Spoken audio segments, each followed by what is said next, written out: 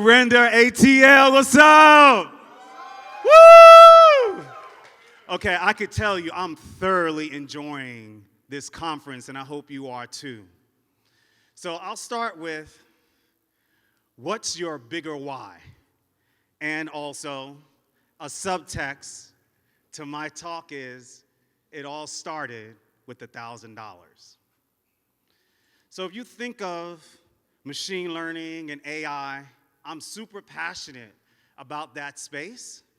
We learn about principal component analysis, embeddings. We learn about object functions. We're learning about unsupervised and supervised learning. We're learning about the test data and how we can use this in order for it to think for itself. Well, I was thinking about that the other day, and as a software engineer, I realized that we finally made it. We wrote a software program that can actually teach itself how to write programs on its own. It is a dream of every software engineer to be able to create something and allow that thing to go ahead and do your job. However, I'm not here to talk about that. What I'm here to talk about is human intelligence and human learning. And as I mentioned earlier, my name is Gerald Gordon. I'm a director of engineering at Intuit Credit Karma. And if you want to talk to me a little bit more about AI and all of that stuff, you can meet me at the exhibition booth for Intuit. Okay, so let's talk about the difference between machine learning and all the hype that we hear today and human learning. In machine learning, there are certain things that it'll never understand. It'll never understand how to love. It'll never understand what pain is. It'll never understand what grief is. But we as humans automatically pick up on those signals, especially when we're communicating with people on a daily basis. I'll give you a story to share what I mean. There's a young man, he's running a marathon. And as he gets closer to the finish line, there are parents there waiting, desperately watching him as he's coming closer to cross the line. And when he crosses the line, he takes off his shirt at the end of the finish line, and the parents put their ears on his chest and his back. And immediately, all of them start crying.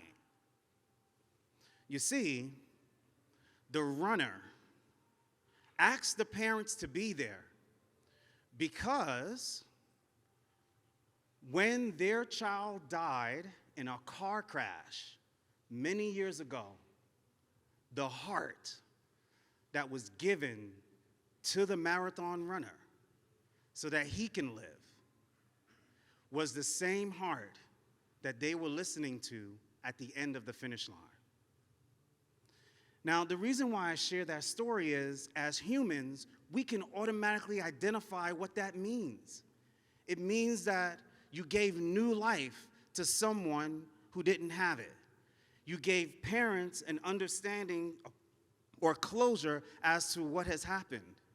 But a machine would never be able to do that. So no matter how much we talk about AI and ML and how it's changing the world, it will never be able to change the human connection. You feel me? So what I'm going to do is I'm going to share some deep and personal stories with you with the hopes that one day, if you haven't figured out what your bigger why is, then maybe looking through the struggles and the adversity and the triumphs of someone else will actually motivate you to start seeking that. So I grew up in New York City. Yay to New York, those who are out here.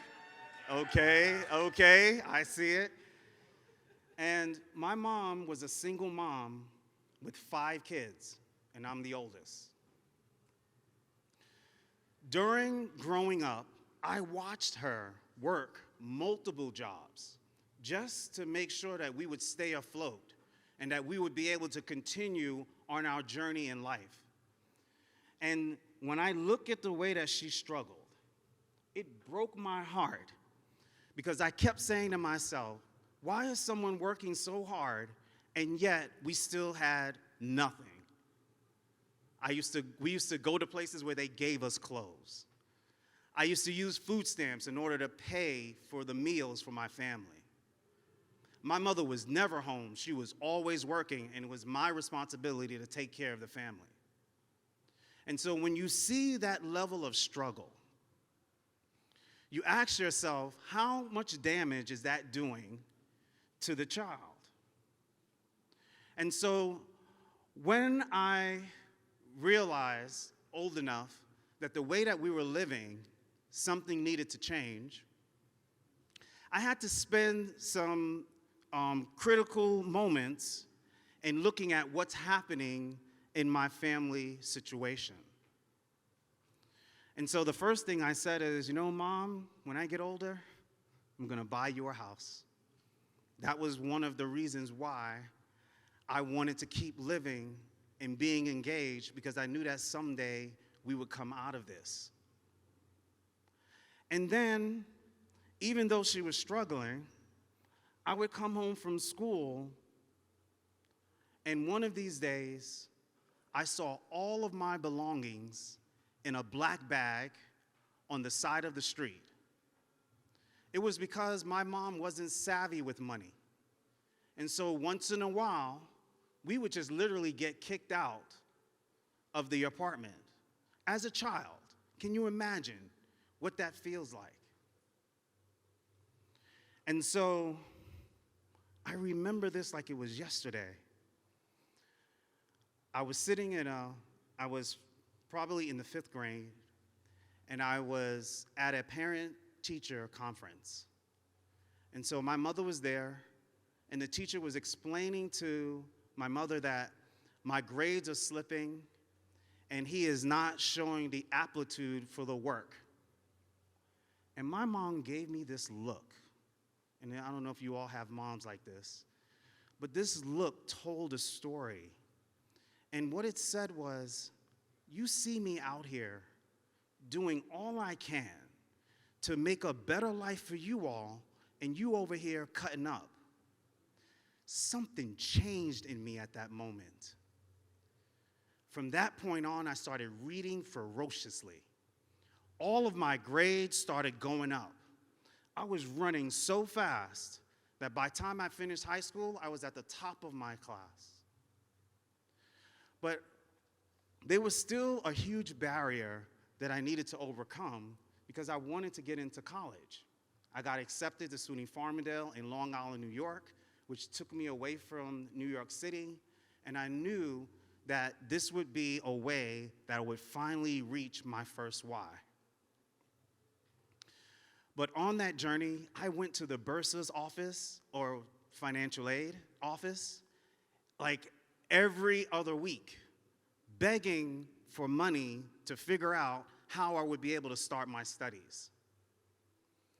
And I spent time with a very close friend of mine, his mother, and I started pouring my heart out to her.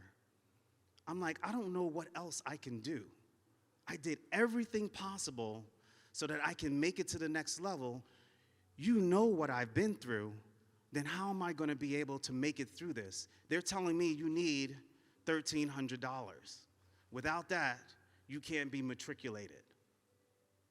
And she looked at me, listened to my story, and without hesitation, she left the room, came back, looked me in my eyes and said, I want you to know 2 things. 1, I want you to keep Jesus in your heart. 2, I see great potential in you. And she gave me a check for $1,000. That $1,000 was not given to me because she knew my grades or she knew that I was working hard. She actually just went off of the potential of my story of what I could be and given me that money. On that day, she literally changed my bloodline because what happened after that was truly amazing. I ended up getting 3 degrees, all in engineering. I ended up being a father and a husband to my family. And then most importantly, I literally changed the bloodline because of that $1,000. Now, how many opportunities do we have when we are listening to the people around us who pour their stories into our lives, and there's something that we can do to actually change their life forever? See, on one side, it was a great story, but it required a divine situation. I needed to be prepared to tell my story and be completely vulnerable. And then the person on the other side had to actually receive what I was saying and was willing to make a difference and take a chance, even though they didn't know what the result was going to be. That's what I consider truly amazing. And all of us have that capacity to do that. Now, I'm going to spend some time talking a little bit about some of my entrepreneurial adventures. I had 3 of them. And for most of you, we usually call them side hustles because I was actually working full-time and still trying to be an entrepreneur. So my first entrepreneurial escapade was I was fixing computers, shoestring budget.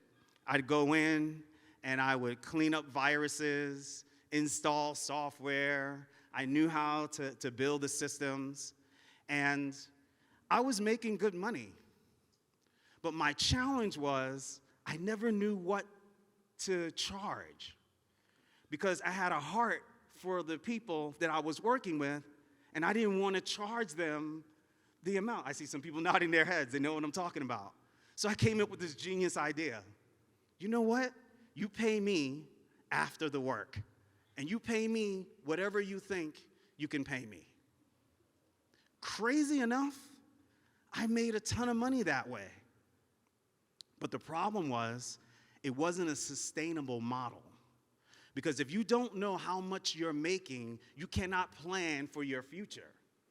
So even though I couldn't get over the fact that I'm asking Grant, this older lady, for money to help fix her computer or teach her granddaughter how to use it, I struggled with asking a question or at least acknowledging what my worth was. And so those who are business owners out there, you can't do that. You need to understand what you're worth and then make sure you're charging as a result. Okay, number 2. My second escapade as an entrepreneur or side hustle was a company called Achieve Maximum Potential. And in this company, I was more of a consultant. I met up with DJs, people who wanted to just start their own business. They were barbers. They were, I would call them the small businesses. And their struggle was they didn't understand what was a business plan or how to manage their cash flow or even how to market. They really struggled in just the basics. And so what we would do is that we would send out flyers, we would go to meetups, we would meet people, and then we would put them all inside of a room, maybe 15 or 20. I could be exaggerating. It might be like 11 and 15 or something like that. And then we would charge them $200 or $300 for that session for 3 weeks, and we would literally teach them about a business plan, how to execute your marketing, and all of these different things that were associated with the basics of business. Now, the struggle there was that if it took us 4 months to get 11 people in the room, it was just not the right business plan. And what I learned there is that a service model is way different than a product model. When you are doing a service, you have to think about how much time you are spending in order to make the amount of money that you need to make. So I didn't learn that.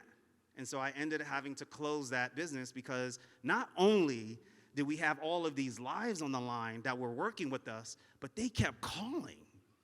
So even when I delivered the training, they still wanted to stay connected and tell you about their business. And so as you realize, your time starts to stretch on.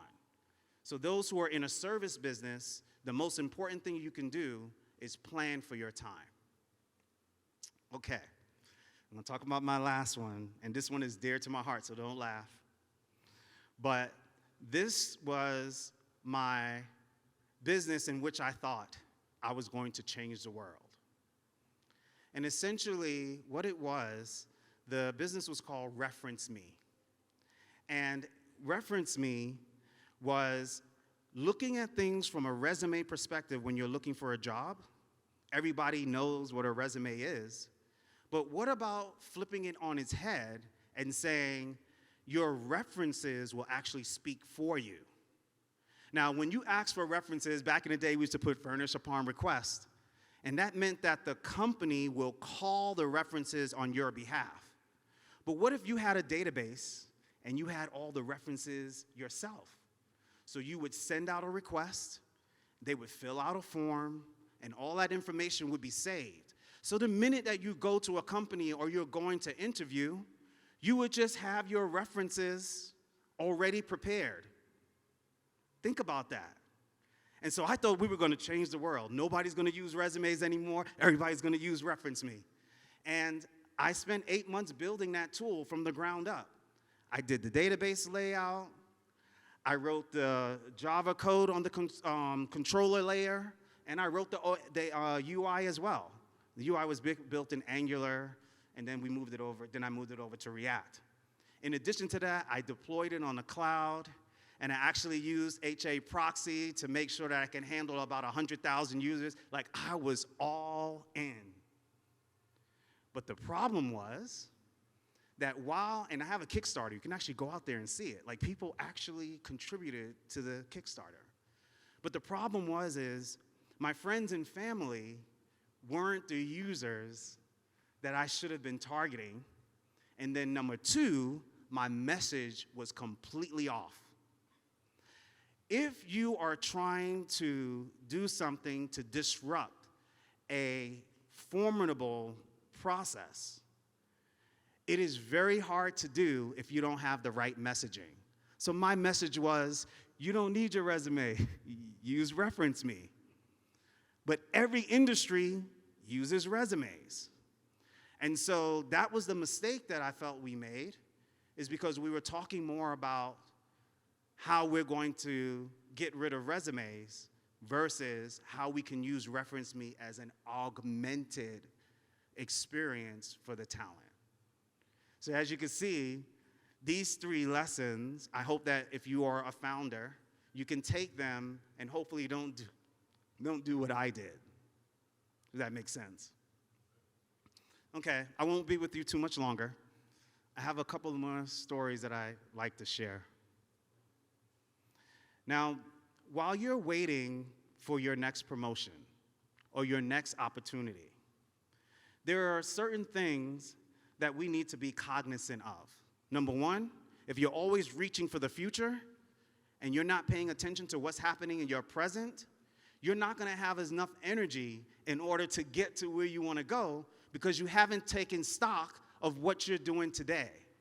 What that looks like is, while you are in the waiting period for your next opportunity, you need to be studying, you need to be taking stock of the accomplishments you've already made, so that when the opportunity arises, you are prepared to take advantage of it. Does that make sense? I see a lot of head nodding. Thank you. And then lastly, the part that I'm really excited about is what I call the winner in you. And it's all in the same theme of what's your bigger why. If you look through the pages of your life and you read between the sentences, there will be a common theme that drives you to do what you do. And so I'm challenging us to not just exist, but to actually push forward to find the thing that really drives us. And you may be asking, well, Gerald, that's easy for you. You've been through all of these different things. But the truth is, all of us can do that. And so on my last sharing of information, when my mom was pregnant, the doctor told her that I was a stillborn, gave her a business card so that she can clean me out. While she was walking home, she prayed, and she had a resolve. Now, mind you, previous to me coming in, she lost a child. But in her mind, this was not going to happen to me. And so on her way home, she almost got hit by a car, and all of a sudden, she felt me kick. And it changed the perspective for her that she knew that I would make it. Okay, maybe you didn't have that situation. In 2004, I'm from New York City. My wife is from Nigeria. I flew to the motherland, and while I was there, I contracted malaria. 78% dehydrated. I was in a village, almost ready to die. My wife prayed. She definitely stayed and made sure I had all of the vitals that I needed to do. And I stand before you again, surviving a horrific, what could have been a horrific situation. Okay, so you're probably saying, Gerald, I was never a stillborn. I did not go to Nigeria and contract malaria. So what are you talking about? Okay, so here's another one for you. In 2021, biblical proportions, did we not all just experience a pandemic?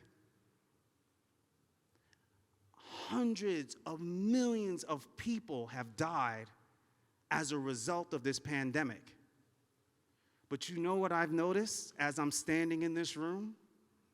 You are all still here. Why are you still here? There must be a reason why you're still here, because that pandemic took a lot of us out.